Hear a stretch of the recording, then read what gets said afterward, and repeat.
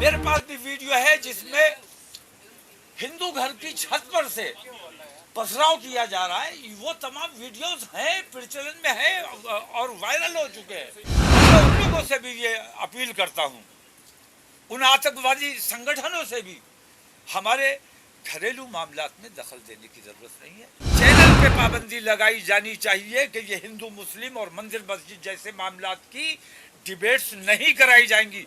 ये काम सरकार कर सकती है, पार्टी नहीं कर सकती। आरएसएस वाले, भारतीय जनता पार्टी वाले बहुत गहरी साजिशें रचते हैं। ये खुद ही नूपुर को मार के और ये इल्जाम लगा सकते हैं कि मुसलमान आतंकवादियों ने मार डाला। तीसरा हुआ है कि जुमे की नमाज के बाद जो नमाजी मस्जिदों से निकले वो भीड़ की शक्ल में ही निकलते हैं, तो उस भीड़ को ये समझा गया कि ये प्रदर्शनकारी है और दूसरे पक्ष ने उन पर हमला किया, पथराव किया। नादानी की है, जिसने अपराध किया है उसको सजा मिलनी चाहिए, उसका कोई समर्थन नहीं किया जा सकता। लेकिन जिसने गलती नहीं की है जबरदस्ती उसको मुजरिम बना देना ये अन्याय है।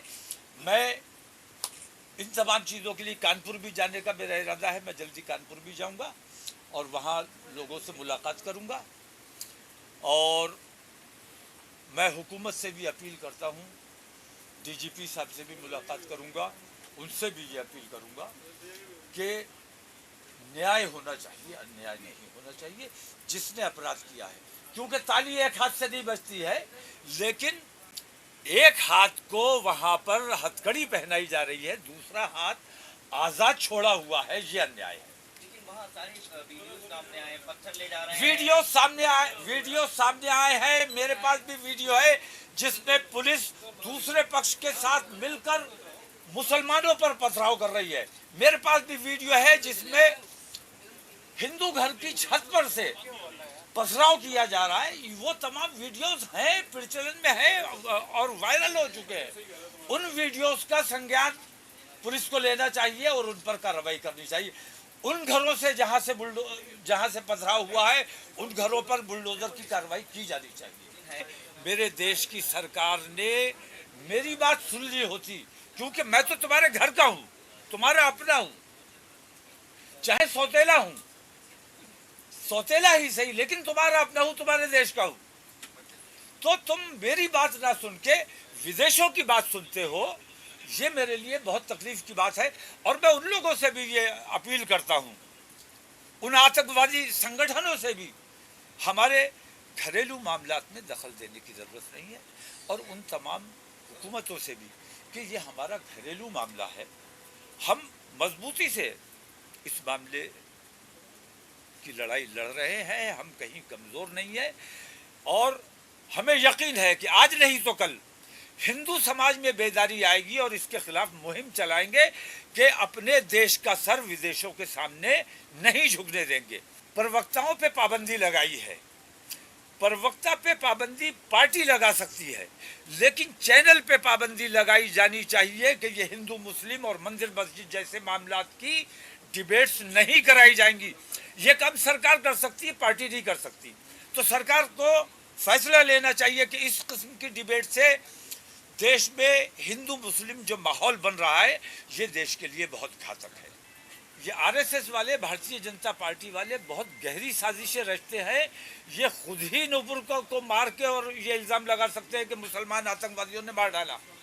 इसलिए हम ये चाहते हैं कि उसकी कड़ी सुरक्षा की जानी चाहिए और जेल से अच्छी सुरक्षा कहीं नहीं हो सकती। अगर उसकी जान बचाना चाहते हो, वाकई उसकी सुरक्षा करना चाहते हो, तो उसके कितनी कंपनी फोर्स लगा दो, जेल से अच्छी सुरक्षा कहीं नहीं मिल सकती। उसे जेल में भेज देना चाहिए।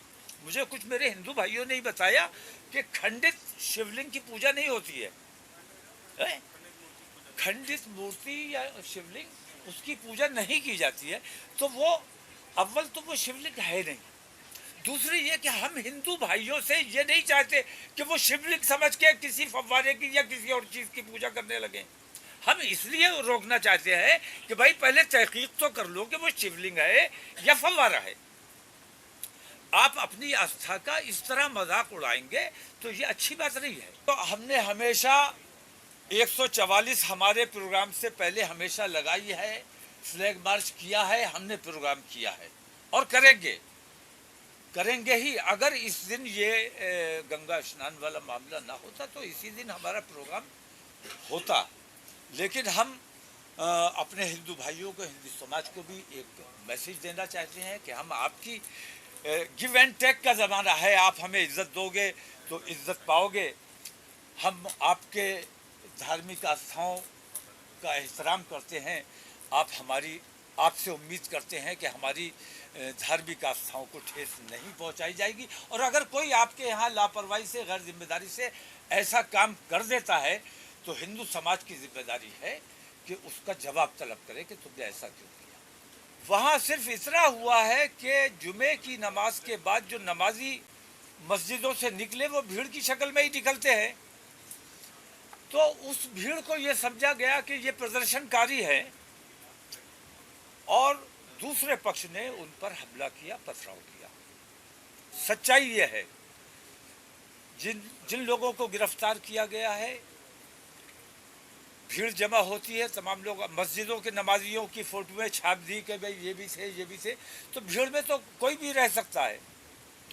तो इस कार्रवाई को तुरंत बंद किया जाना चाहिए और किसी खौफ की वजह से, मुसलमान खौफ में जब दबाव में होता है तो ज़्यादा मजबूती से और ज़्यादा बेहतर काम करता है।